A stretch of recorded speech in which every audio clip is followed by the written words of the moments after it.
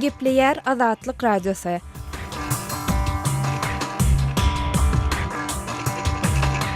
Akşamyz haýyrly bolsun gadarly dinleýijiler. Pragadaky studioda siz bilen men Sehra. Şun 2014-nji ýylyň 12-nji dekabry hepdäniň anyna güni. Şun habarlar gündeligi programmamyzyň esasy böleginde.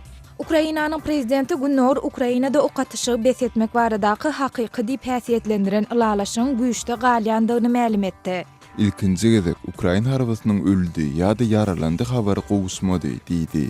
Türkmenistanda Bitaraplyk baýramçylygy bellenilip geçilýän mahaly ýurtda bu çäräniň Nyýazow döwründäki ýaly gerimde dabaralandyrylmaýandygy aýdylýar. 2012-nji ýyldan soň Bitaraplyk we baýdak baýram münasibetli bu hyl köpçüliklerin çäräniň geçilmegi ýatyrylýar. Mahaly welaýatynyň Pendi obasyndan çagalary etrapdaky çagalar bagyna gatnadýan hususy taksiçilerin resmiler tarapyndan käbir bökdönçlükler bilen ýüzbe-ýüz bolýandygy habar berilýär. Yerli ýolbaşçylar şol çagalary gatnadýan hususiyetçileri gadagan eden soň Gepleşigimizde şo beýlik maglumatlar dinläp bilersiňiz. Habarlar gündeligi programmamyzyň esasy bölegine geçmezden öň günüň täzelikleri bilen tanyş boluň. Russiýanyň daşary işler ministri Sergey Lavrov Günüň Ukrainadaky urşuň soňuna ýetmek üçin mümkinçiligini dörenligini aýdyp täze parahatçylyk gepleşikleri geçirmäge çağırş etdi. Lavrowyň 12-nji dekabrda eden bu çykyşy Ukrainanyň prezidenti Petro Poroshenko hökümet güýçleri bilen ortspara separatistleriň arasyndaky okatyşy besetmek baradaky hakyky diýip häsiýetlendiren ýalaşyň güýçde galýandygyny ma'lum etmeginiň ýa-lyna gawat geldi. Lavrov Ukrainada parahatçylygy dikeltmek üçin mümkinçiligini dörenligini aýdyp bu kyn emma ýaraşyk ýalaşyldy. Okatyşy besetmek baradaky rejim dikellildi diýdi. Şeýlede Rus daşary işler ministri konflikten ejir çeken regionlaryň ykdysadyetini dikeltmek ugrunda öňe gitmek üçin konstruktiw esasyň bardygyny hem sözüniň üstüne goşdy. Pakistanda öňkü kriket ýyllyda Imran Hanyň liderligindäki opozisiýon partiýa Karachi şäheriniň 24 sewitinde daňdandan gün ýaşaýança protestler geçirýär. Pakistanyň Tehriki Insaf partiýasynyň ýüzlerçe tarapdary şäheriň esasy gara ýollaryny otlanan tekerler bilen böwütledi. Şol bir wagtyň özüne zenanlar we çagalar meýdançalarda oturup protest çärelerine gatnaşdylar. Karachi şäherinde protestleriň geçirilýän mahaly hökümet edaralary, mektepler we banklar açyk bolup hususy biznes nokotlar ve dukanlaryň aglawasy ýapyldy. Pakistanyň Tehriki Insaf partiýasy ýurtda 2013-nji ýylda geçirilen saýlawlarda bolly diýilen galplyklaryň derňelmegini talap edýär.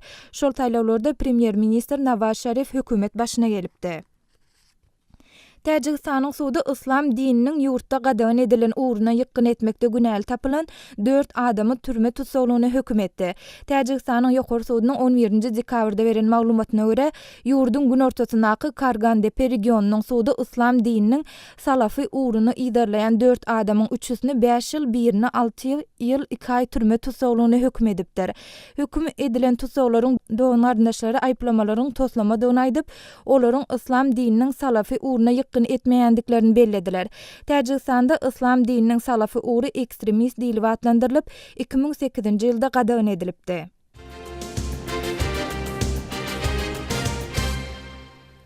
Rus rublüniň hümmeti Amerikan dollaryna görä pesig açyp 12-nji dekabrda 1 Amerikan dollary 57 rubldan hem ýokary boldy. Bu ýarym ýylyň dowamında rublüň hümmetiniň Amerikan dollaryna görä ýarym etse pesig açandygyny aňladýar. Russiýanyň rublüň hümmetini saklamak ugrunda edýän taglalaryna garamadan Rus pul birligine garşy Amerikan dollarynyň we ýevronyň hümmeti ýokarylanmaga dowam edýär. 12-nji dekabrda öýlen Moskwanyň pul alyş çalyş nokotlaryna 1 Amerikan dollary 57,31 rubl derejesinde boldy. Soňra ol bir neme pesig açyp 57,5 rubl derejesine ýetdi. 1 ýewro bolsa 71 rubldan hem ýokary derejede boldy. 17-nji dekabrda Russiýanyň Merkezi banky özüniň ýyllyk göterim derejesini 9,5 göterimden 10,5 göterime çykardy.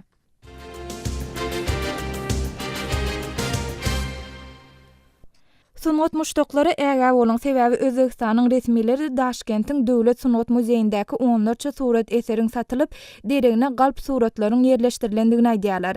12-nji dekabrda Daşkentiň sud resmileri surat eserleri galplaşdyrmakda muzeýiň öňkü 3 işgäriniň hökm edilendigini habar berdiler. Gürüňgidýän işgärler 1999-2014-nji ýyllar aralygynda Sowet döwrüniň tanymal hudojnik tarapyndan çekilen bir näçe surat eterlerini çalşyp, ýerine galp suratlary ýerleşdirmekde we hakykylaryny nämälim şahlary satmakda günäli tapyldylar.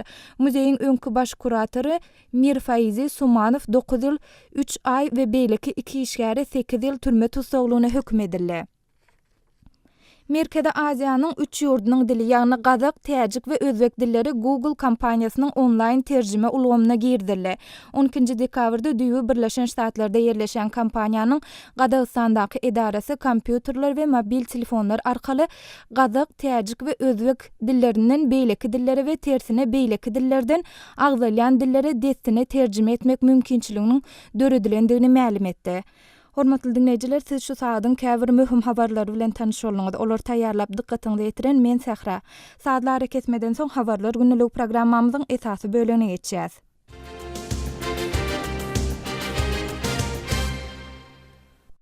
Hormatly dinleýijiler, ýaňy habarlardan belläp geçişimde ýaly Ukrainanyň prezidenti Petro Poroshenko hökümet güýçleri bilen ortpara separatistleriň arasyndaky ok atyşy betetmek baradaky hakyky diýip ulalaşyň güýçde galýandygyny ma'lum etdi. Bu barada kärdeşim Merdan Sarifyň berjek giňişrak maglumatyny dinläliň.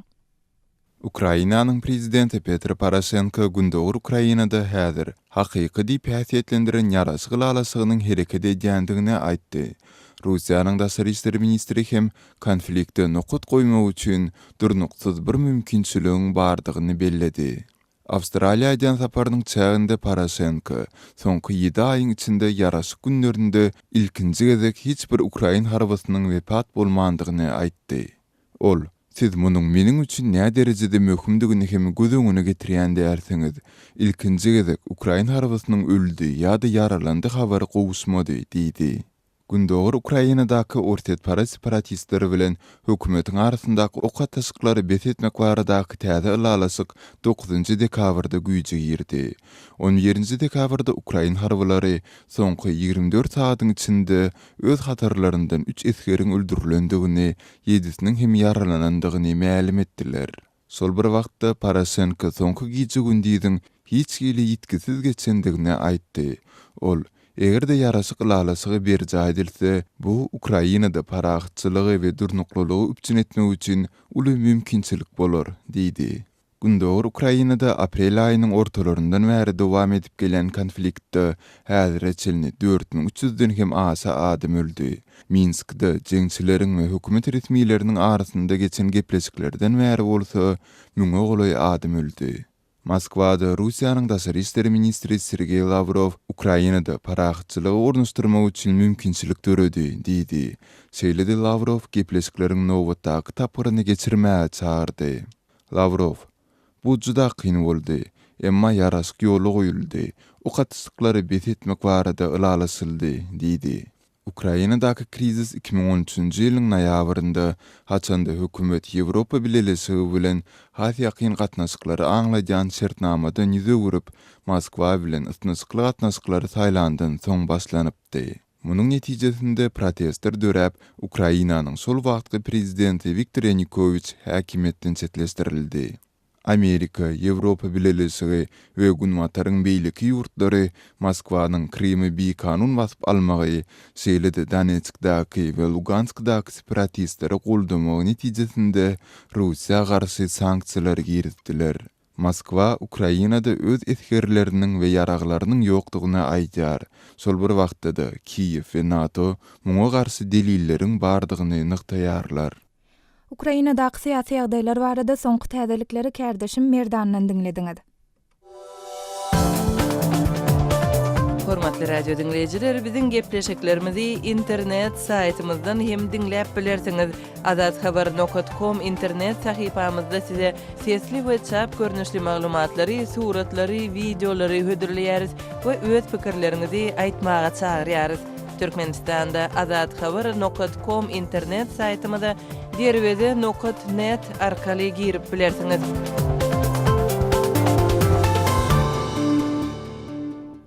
Habarlar gündelik programmamyzda Türkmenistanda değişli maglumatlarymyz bilen dowam etdirýäs. 10-njy dekabrda ýalňyşygyň Türkmenistanyň bitaraplyk statusyna eýe bolanyna 19 ýyl boldy. 1995-nji ýylyň 10-njy dekabrynda Birleşen Milletler Uramasnyň baş assambleýasynyň sessiýasynda 185 döwletiň goldamagy bilen Türkmenistan bitaraplyk statusyna eýe boldy. Bugün münasibetli ýurtda dürli çärelerin geçilýändigi habar berilýär. Şol bir wagtyň özüne hem bu çäräniň soňky ýyllarda Nyýazow döwründäki ýaly gerimde dabaralandyrylmaýandygy habar berilýär. Bu barada Aşgabatda habarçymyz Murat Uranyň taýýarlanan maglumatyny dinläliň.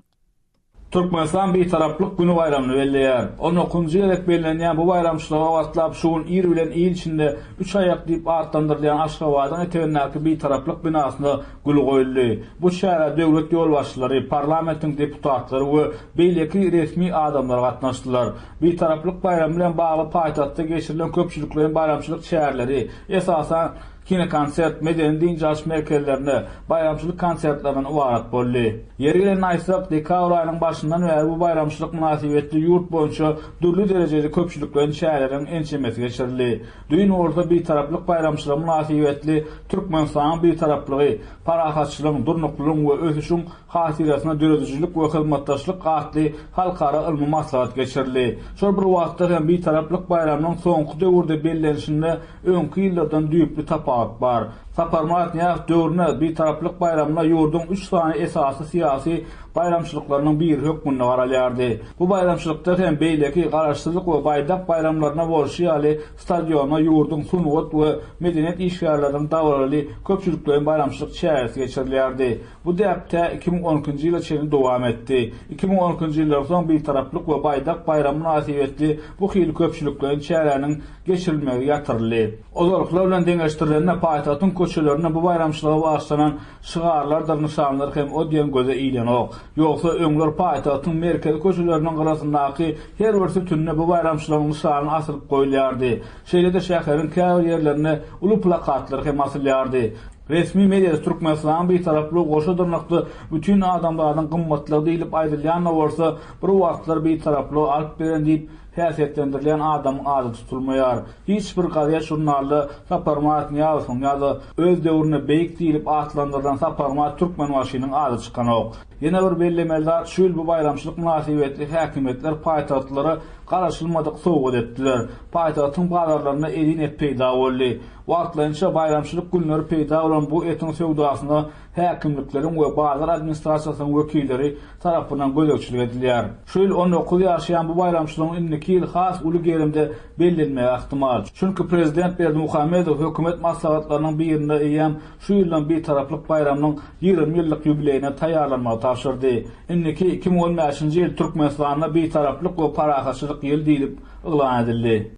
Habarçymyz Murat Uranyň taýýarlanan maglumatyny dinlediňiz.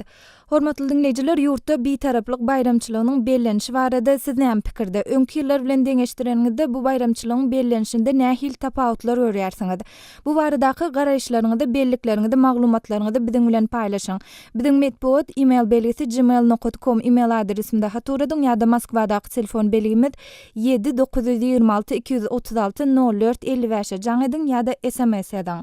Şeýle de hormatly dinleýijiler, Azatlyk radiosu azathabar.com web sahypasyna we sosial ulamlaryna, sahypalaryna Türkmenistany we dünýäni sanlarda şöhretlendirýän ýurtda fotosergiler tapgyryny hödürläp başlady. Fotosergi bilen gyzyklanýan dinleýijilerimiz azathabar.com web sahypamyzda garaşýar. Web sahypamyzda Türkmenistandan ojak.org arkaly girip bilersiňiz. Hormatly dinleýijiler, dünýäde bolýan soňky aktual wakalary sanlarda ýydarlaň.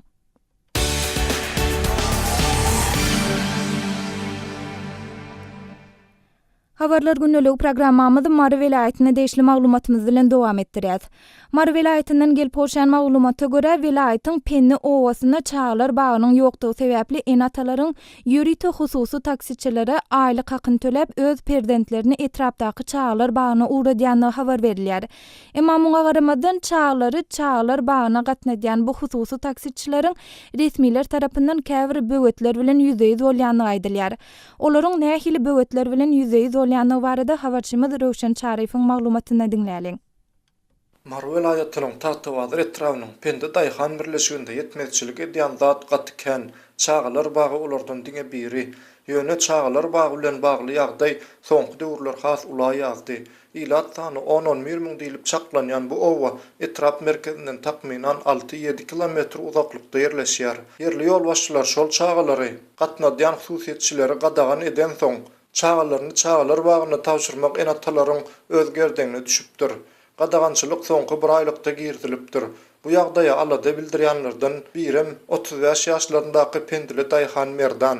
Menin de bir aydan bäri öz oglumy özüm çagalar bagyna tawşyrýaryn. Şol sebäpden işe gije galýan. Öň sagat 7-lere öýden çykýadym. Indi bolsa bir sagat ir turmaly bolýan diýip özüni merdan diýip tanadan tagtawalarly Azatlyk radiosyna gurrun berdi. Jemgyýetçilik ulaglaryň ýetmezçiligi we ulaga bolan talawyň artmagy bilen hususiýetçiler çagalary daşamak işine girişipdirler. Aglawa ýaşaýjysy daýhan bolup, nagt pulgutçylygynyň bardygyna garamazdan çaga başyna aýda 40 manady bermäge olar razy bolupdyrlar. Emma Bray Tuğrı'yı ozal çağalar bağının administrasiyası tarafından girdilen täze düzgün bilen çağalara hususy taksilaryň gatnamagy gadagan edilip bu wezipe enatalaryň öz gerdeňine düşüpdir. Gadagançylykdan soň taksiçiler çağalary daşamakdan ýüdürüp başlapdyrlar.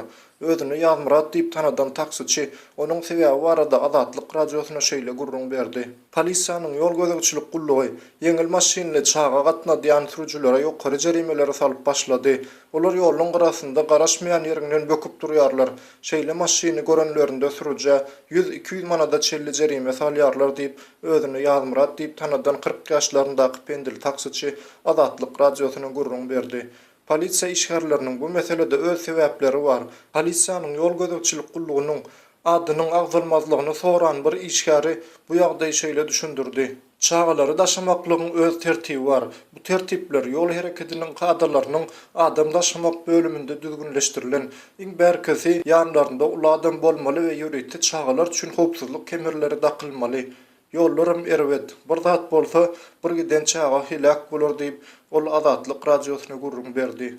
Polisiýanyň talaby we taksçylaryň bu düzgüne boyun bolmagy ikisem goraýmaga kanuny pozisiýalar. Emma bu kanuny çäreler işe girdilende pendilleriň ýagdaýyna üns berilmedik bolmagy çemeli. Maşgala girdejisi boýunça ekrançylyga bil baglayan pendiller ayal erkek mellek yerlerine gidende olaryň çagalaryny tawşyryp biljek kimseleri ýok. Çagalaryny mellege akitmegi bolsa olaryň saglygy nukdaý nazaryndan ziýanly. Bu ýagdaý biziň iki aýagymyzy bir ýerge sokdy. Owada çagalar bagy gurulmasa ýa jemgyýetçilik ulaglary ýola goýulmasa başga çykalgamyz ýok diýip Pendili daýhanlardan ýene biri Azatlyk radiosyna gurrun berdi. Habarçymyz Rowşan Şarifiň taýýarlan maglumatyny dinlediňiz. Hormatly dinleýijiler, Pendi owasynaky hususy taksiçilere girdilen bu çäklendirmeler barada siz näme pikirde? Şeýle wakalary siz hem öz ýaşaýan sebitiňizde duş edýärsiňizmi? Bu barada bize gurrun beriň, öz garaşlaryňyzy, maglumatlaryňyzy biziň bilen paýlaşyň. Ýa hem belläp geçişim ýaly biziň medbuat email belgisi gmail.com email adresimde haturadyň. Şeýle-de hormatly dinleýijiler, habarçymyz Rowşan Şarifiň taýýarlan maglumatyna deýişli video ýazga Azatlyk radiosynyň azathabar.com web sahypasyna tomaşa edip bilersiňiz. Web sahypamyzda Türkmenistandan garawum.info arkaly hem girip bilersiňiz. Azatlyk radiosynyň täzeliklerini, makalalaryny, video ýazgalaryny we fotoseriýelerini Twitter we Facebook sosial ulanlaryndan hem iderläp bilersiňiz.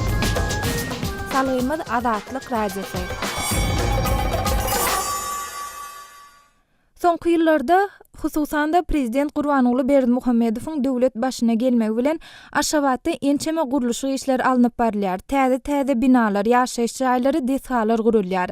Şol bir wagtyň özünde ýurtdan gelip goşan maglumatlarda paýtaxt Aşgabatyň käbir sebitlerine amala aşyrylýan guruluşlar sebäpli bir näçe mescidiň ýykylandygy aýdylýar. Bu barada öz adyny Dost Muhammed diýip tanışdyran Aşgabatly pensioner Azatlyk radiosynyň Türkmenistanda habarçysy Soltana Çylba gurrun berdi.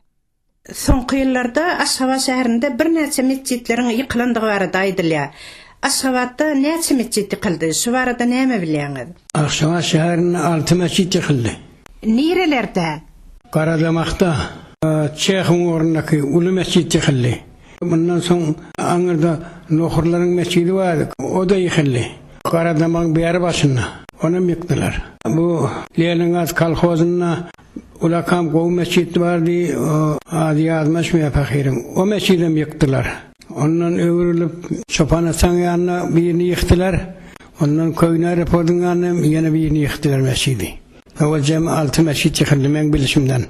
Şu mescitleriň ýykylmagyna ilat köpçüligi nähili garýalar? Naşyňa özüňiz ýaly ýaşlar nähili garýalar? Mescide katnan adamlar bari narza şoňa. Hem adam Müslüman üçün gerek zat şol. En gerek bize mescid gerek. Adamlar ýygynalyp bir-birini mescide salyp 5 wagt namazy okap araşdyrylmak üçin bize gaty gerek zat. Ýaş oglanlar hemmesini şo saýla görelli bolup öwretmeli biz. Şol ýykylan mescitler odal döwlet tarapyndan ruhsat berilip gurulanmady. Öz başyna salynan mescid köpü şolaryň. Olar ruhsat berilen mescitler. Bir yakam ruhsat berilen mescid, azady mescid bar ol. Näme orna? Andalip köçe, şo taýda uly mescid bar. Şu üçin kim ruhsatly, o da ruhsatly dogry.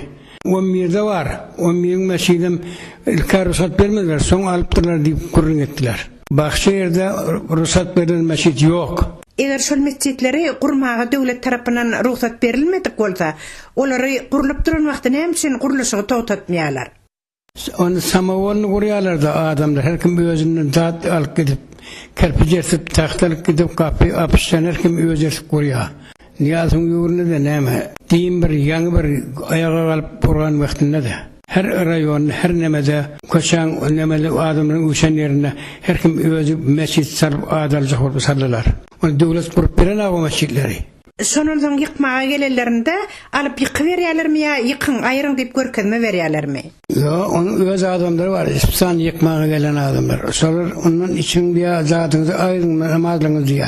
Ondan mescidin namazını alıp gidip de namazları yok mescidlere, ovalara, rayollara paylayalar. So namazları. Ondan apışsa kapılarına nire gerek, nire mescid kurulamasa, nire mescid garip olsa soların apışçıların kapını ayırıp teyzeden şunları kuruyorlar. Ondan haşi yaşlılarken şehirde, yankı mescitlerin eyeleri, mescitlere var yan yaşlılar, şunu yıkman günahı var, şunun bir terini tapıp koyacak olun deyip değişli adamlara aydan oklar mı? Mescitten yaşlılar hakimin yanına gittiler. Ona gidenden sonra hakim aytti yukarıdan bize ukaz var, bizim elimizden hissat gelen aklıydı. Biz onu yıkacak değil ama yukarıdan ukaz gelen sonra plan vakti yıkmalı deyip ukaz geliyor, bu şu vakti araboçları yürüp yıkıyaslıydı. Şoları yıkman kaldırmağa mümkünçülük var mı? Mümkünçülük görünüyor mu şu töverekte?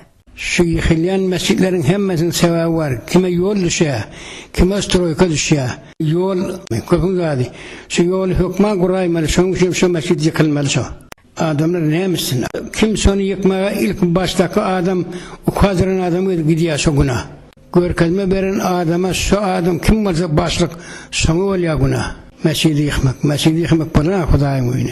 Bar olan mescitler şuna barmak isteyen adamlara yeterlik oluyor mu? Küçük oluyor yeterlik olmaya. Adam kan, cuma günleri bolmaya, daşarda koyarlar.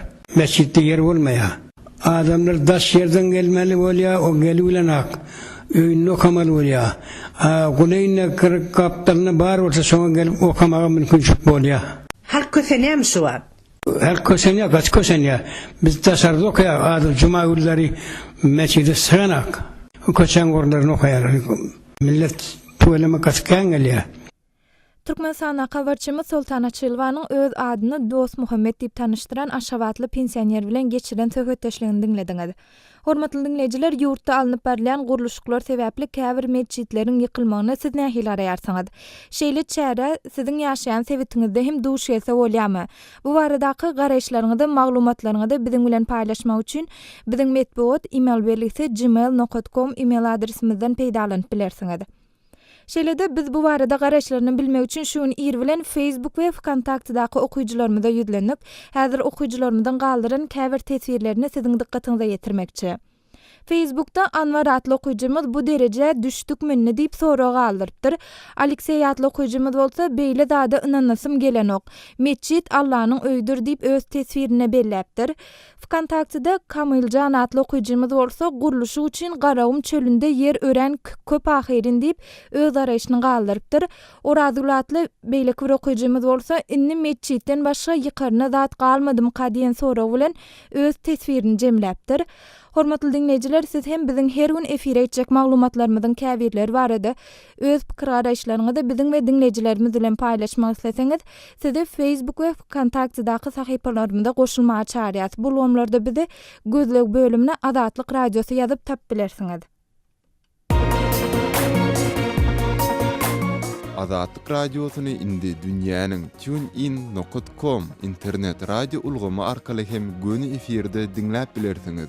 Radiomuzy tunein.com saýtyna girip gözleg bölümünde Adatlyk diýip ýazyp tapyp bilersiňiz.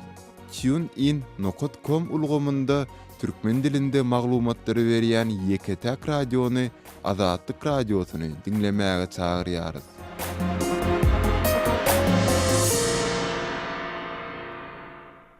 Habarlar gündeligi programmamyzy goňşy Owansana deýişli maglumatymyz bilen dowam etdirýäs. Owansanda 2014-nji ýylyň ahirine çenli halkara güýçleri ýurdu terk etmäge taýýarlyk görýän mahaly Taliban söwüşçileriniň öz hüjümleriniň gerimini artdyrýanyny habar berilýär. 11-nji dekabrda Fransiýanyň Kawullaky medeniýet merkezine janynyň geçen hüjümçiniň amala aşyran bombaly hüjüm netijesinde bir daşary ýurt raýaty öldü we başga da 20 çemes adam ýaralandy. Bu barada Adatlyk radiosynyň Kawullaky habarçysy Şamirdan Gulmurady giňişräk maglumat berýär. Paýtaht Kabulda soňky günlerde jeňçiler öz terroristlik hüjümini artdyrdy. Awgan güýçleriniň harby serkerdeleriniň maşinina bolan janyny geçen hüjümde 6 harby ofiser helak boldy. 10 harby yaralandy. Dün geçlik Fransiýanyň Kabuldaky medeniýet merkezinde amala aşyrylan janyny geçen terror hüjümde bir daşary ýurtly öldü. 20 golay insan yaralandy. Yaralalanlaryň aglabasy ýaşlardan we medeniýet işgärlerinden awaratdyr. Awganistanyň Milli Sazçylyk Institutynyň başlygy Doktor Ahmet Nasir Sermestem bu terroristlik hüjümde yaralandy. Sermestiň aýdysyça döredüjilik we sunugat halky oýandyryp bilýär. Şu sebäpden talip jeňçileri sunugat işgärlerine hüjüm edýär. Medeniýet işgärlerini dymdyrmak isleýär. Emma olaryň bu tagallasy başa barmaz diýip olaýtdy. هنر میتونه نقش اقتصادی جامعه داشته باشه. هدف طالبان مجبور ساختن فرهنگی‌ها باشه که خاموش شوند. Geçen akşam Kabulyň Istiklal liseýiniň dalynda medeniýet işgärleri terror hüjümünden soň Dymyşlyk adly teatr oýunyny sahnalaşdyrmaga synanyşyk etdi. Ýöne olaryň özi terroristlik hüjümüň pidasy boldy. Tomaşaçylaryň arasyna goşulyp baran bir janyny geçen hüjümçi öz bedenine baglanan bombany partlatdy. Istiklal liseyi prezident köşküniň 5 ýyldyzly mehmanhananyň Awganistanyň daşary işler ministrliginiň hem milli howpsuzlyk gullanyň idarasynyň golandy ýerleşýär. Fransiýanyň Kabuldaky bu medeniýet merkezi bir goragda saklanýar. Janyny geçen terrorçynyň teatr dalyna girmegi başarmagy dürli soraglary ýüze çykardy. Awganistanyň içeri işler ministrliginiň sözçüsi Siddiqy waka bilen bagly deriňiň geçirilýändigini Adatlyk radiosyna aýtdy. Janyny geçen terrorçynyň ýaşynyň 16 ýaşlaryň üstünde bolandygynyň anyklanandygyny ol ma'lum etdi. تحقیقاتی پلیس کار میکنم. حمله کننده تروریست انتحاری که سنش حدود 16 سال هم بوده. مواد انفجاری که hüjümüň jogapkärçiligini Taliban öz üstüne aldy. Arada Kabul polisiýasynyň merkezinde hem bir janyny geçen terrorçy özüni partlatdy. Talip jeňçiler bilen käbir döwlet işgärleriniň hyzmatdaşlyk edýän bolmagynyň ahmaldygyny synçylar aýdýar. Eger döwlet adamlary kömek etmese, janyny geçen terrorçylaryň Kabula gelip girmeginiň mümkin däldigini Vice Prezident General Dostumam aýtdy. Şaýmerdan Gulmurady, Kabuldan Adatlyk radiosu üçin.